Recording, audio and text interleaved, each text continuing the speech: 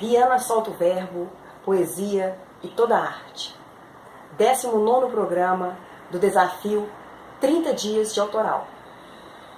Com o poema Do Som Original, que como me representa muito, eu espero que vocês gostem. Vamos conferir? O chamado de uma guitarra ecoou pelo ar.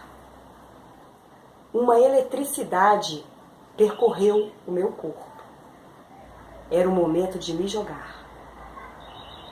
Então aquela voz, rouca feito um trovão, surgiu rasgando a alma e aflorando a emoção. Um embalo ritmado, um compasso único e raro. Tudo era comunhão. Era quase uma oração.